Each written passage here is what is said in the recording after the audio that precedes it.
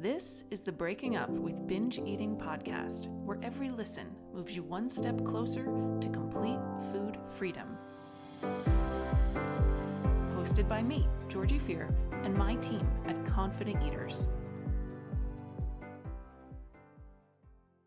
Let me tell you about Maya, one of the bravest people I've ever met. Maya had been doing well for weeks. She'd been practicing eating consistently, challenging her food rules, and even started to feel a little more at home in her body. But then, one Tuesday, she got a text. Her sister was in the ER after an overdose. Maya had seen this cycle before, and that single notification sent her nervous system into overdrive. Her hands shook, her stomach turned, and instantly the thought slammed into her like a freight train. I can't handle this. She told me later it didn't even feel like a thought. It felt like the truth, like something carved into her bones. Before she knew it, she was in the car driving to the grocery store. She bought all her old binge foods, not because she wanted them, but because she needed something to do, something to take the edge off the helplessness clawing at her chest. She binged in the parking lot and drove home sobbing. That night, she explained that she kept hearing the thought over and over, I can't handle this. I can't handle this, and the need to shut it up. But here's the thing, she did handle it. Not perfectly, not calmly, but she got through the night. She made it through the feelings, and the next day, she even showed up to our session. She told me, I think I'm starting to see binging isn't proof that I can't cope. It's proof that I'm overwhelmed, but I'm still here. Maya's story is heartbreaking, but also incredibly common, because I can't handle this doesn't just show up out of nowhere. The thought tends to appear in moments of emotional overwhelm, when your nervous system is already lit up and searching for relief. The thought feels final, urgent, and completely convincing. I think it feels something in my mind like a death sentence, like, here it goes, this is the end, I can't handle one more thing. And that's what makes it such a powerful distortion. It's not just a passing idea, it feels like evidence. But what it actually is a misinterpretation of discomfort. Your brain detects panic, pain, sadness, or fear and jumps straight to the conclusion. This means I can't cope. It's a form of catastrophizing, a cognitive distortion where your mind takes a difficult moment and instantly inflates it into an unmanageable crisis. And if you've used food to self soothe in the past, your brain starts linking emotional intensity with food as the only exit ramp. What people don't always realize is that this thought is not a measure of capacity, it's a measure of distress. Just because your body is sounding the alarm, it doesn't mean you're actually incapable. It just means you need help, regulation, or support, not a binge or escape and not shutdown. And the real tragedy is this: when you believe the thought, I can't handle this, it almost becomes a self fulfilling prophecy. You panic, shut down, or disconnect, and that reinforces the belief that you really can't cope, even though you just did. Because even if you binged, I don't think the binge helped you survive whatever it was that you got through. So, part of recovery is learning to pause and say, this feels overwhelming, but that doesn't mean I'm powerless. You learn to respond to the distress instead of obeying the thought, and that changes everything. So let's talk about what to do when that thought hits. I can't handle this. And it feels like the only truth in the room. You can start by recognizing it for what it is, a signal of distress, not a fact. And then you practice thinking something else. Not something fake or overly positive, but something more grounded, something more true. Here are a few thoughts we often offer clients as a starting point. You could choose any of them. This is hard, but I've done hard things before. I don't need to have it all figured out. I just need to get through the next few minutes. I'm overwhelmed, but I'm not dying. Support is allowed here. Let me see where I can get support right now. I might not feel okay right now, but that doesn't mean I'm not going to be okay. Sometimes we even help clients come up with a personalized reminder they can write down or say out loud when things get rough, like, I don't have to handle this perfectly. I just have to stay with myself. It's not about silencing the fear, it's about talking with it, suggesting something wiser. Because the truth is, the part of you that says, I can't handle this, is scared and shouldn't be denied. But there's another part of you, a steadier, quiet part, that knows you have survived every hard day so far. And that part deserves a voice too. I've mentioned this thought previously on the show because I can't handle this is one of my most devious sabotaging thoughts.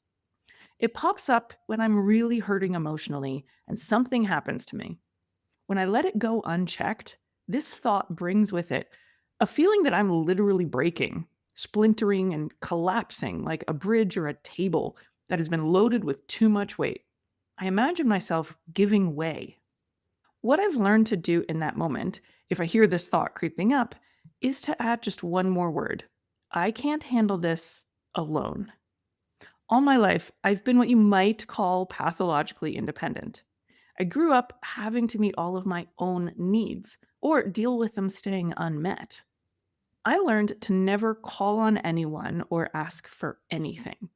That led to me instinctively attempting to handle way too much on my own. Thankfully, I learned that other people are one of the greatest resources I was not tapping into. So now I try to steer myself towards my husband, my friends, even my dog when I feel like the amount of challenge I'm facing is insurmountable.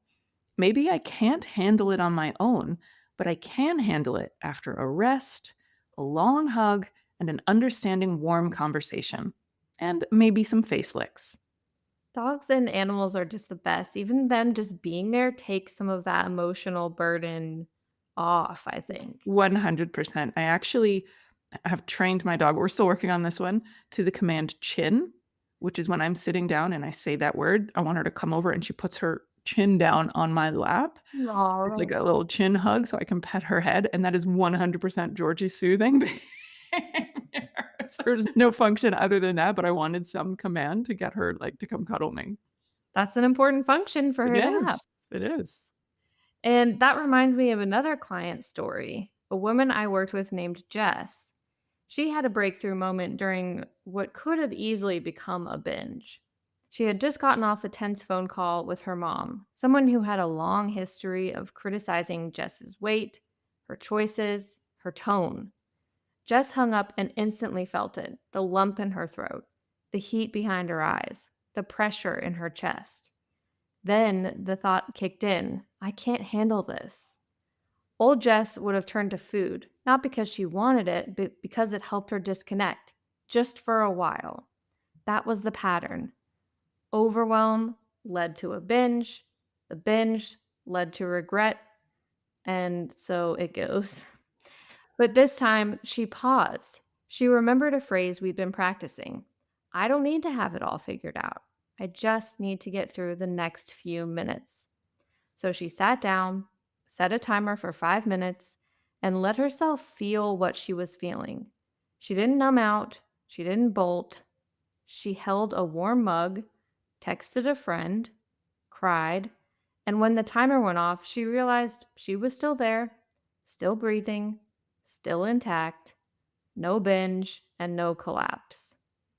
I'm sure that moment didn't erase the pain and she was all hunky dory after 5 minutes, but it did give her something better. Like she had proof that she could stay with herself, that she could rive that wave of emotion instead of running from it or trying to hide in food.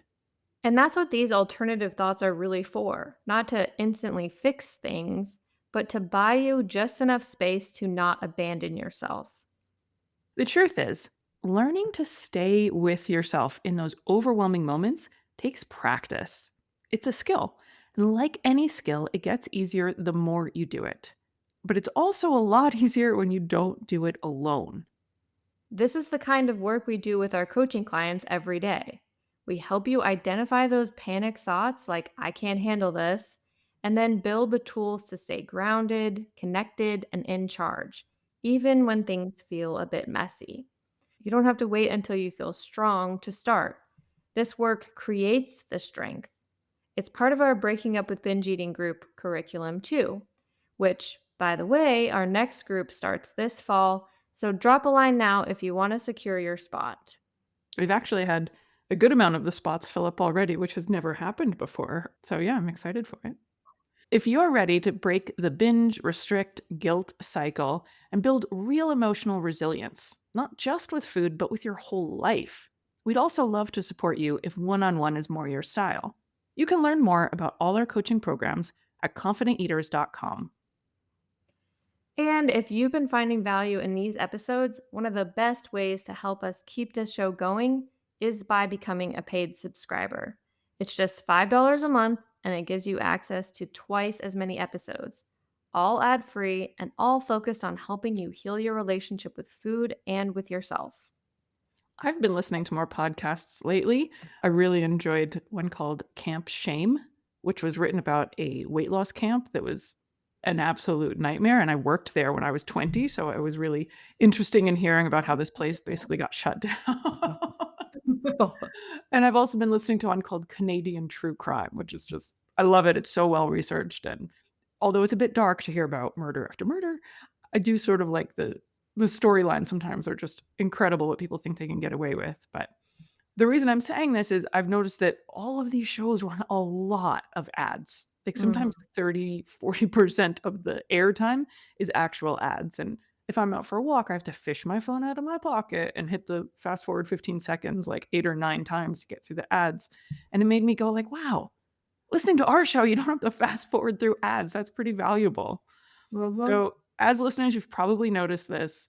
We don't take sponsorships. So, your support helps us keep this podcast rooted in what really matters: real people, real stories, and evidence based tools for recovery.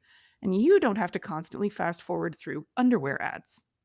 Whether you join the coaching program, subscribe, or just take one of those new thoughts with you today, thank you for being here. And remember, even when the voice says, I can't handle this, there's another part of you that already is.